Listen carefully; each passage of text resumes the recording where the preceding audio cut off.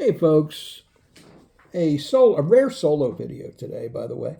I haven't been doing many videos lately, but I was watching my good friend Glenn Kellaway from the basement 3 or 4 days ago, and he hit on a subject that spurred my interest a little bit.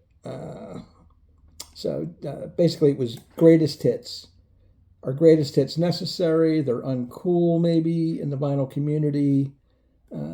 People would rather have the deep cuts on some of the studio albums, and I understand that for favorite artists, you want to have the whole collection. But to me, greatest hits fall into a special category because if you grew up and are old enough, like I am, to grow up in the 60s, in particular AM radio, there are certain groups there that you want to have their music in your collection, but you don't necessarily need all the albums. You need a packaging, best of, greatest hits, compilation, and that'll do the trick. It's kind of essential if you want to listen to that music.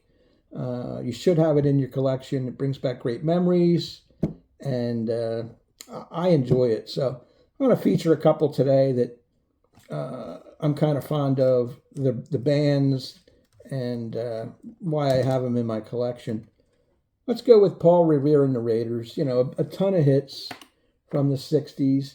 You're not going to buy all their albums because it's probably a lot of filler, but, you can come across some of their hits like Kicks and Hungry and so forth and so on. Paul Revere and the Raiders, later Indian Reservation, was a hit in the early 70s. Mr. Sun, Mr. Moon, kind of catchy pop tunes. That's one. Another is Tommy James and the Shondells. I love having this in my collection. Hanky Panky, I Think We're Alone Now. Mony Mony, right on down. Crimson and Clover. Crystal Blue Persuasion. Dragging the Line. Great memories from Tommy James and the Shondells. Another is the Mamas and the Papas. Soft California pop music from that time. California Dreamin', Monday, Monday. Saw Her Again. 6:30 or 12:30, excuse me, a little early on that. 12:30, which I saw in a couple movies recently, including Quentin Tarantino's Hollywood movie. I'm drawing a blank now. The one with Leo DiCaprio and Brad Pitt. Great movie. Creek Alley is a good retrospective song as well. Words of Love. Mama Cass, great voice. Gone Too Soon. You got the Rascals out of New York City. Good Lovin'. I've Been Lonely Too Long. Groovin'. How Can I Be Sure? A Beautiful Morning. People Got to Be Free. I like listening to those songs, so that's why it's in my collection. Another one's the Grassroots. I was 10, 11, 12 years old when these are out. Lots of great memories here with Midnight Confessions and Wait a Million Years and what else is on here? Temptation Eyes.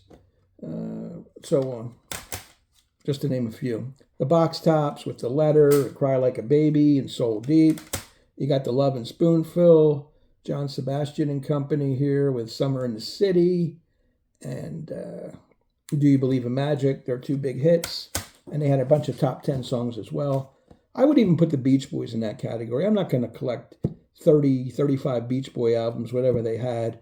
It just doesn't interest me, but when I hear a double CD greatest hits, I'm all in.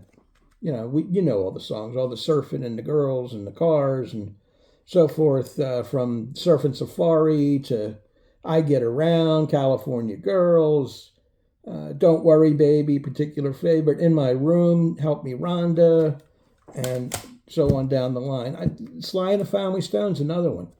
Great band, great hits. I Want to Take You Higher, Stand. What else is on here? Dance to the Music, Hot Fun in the Summertime, Everyday People. And into the late 60s, early 70s, you've got Three Dog Night, and you've got the Guess Who. Those are must-haves in my collection, both of them. Full of hits. I like also going back to the British Invasion with Dave Clark 5. Bands like Herman's Hermits, the Hollies. Must have a lot of the stuff I have behind me, like the Animals and the Yardbirds. I just wanted to show a few. And then the Rock and Roll Pioneers, a little before my time as far as music listening, but I enjoy the oldies. I like going back to the 50s and see where the roots of rock and roll are. And you got Chuck Berry, indispensable.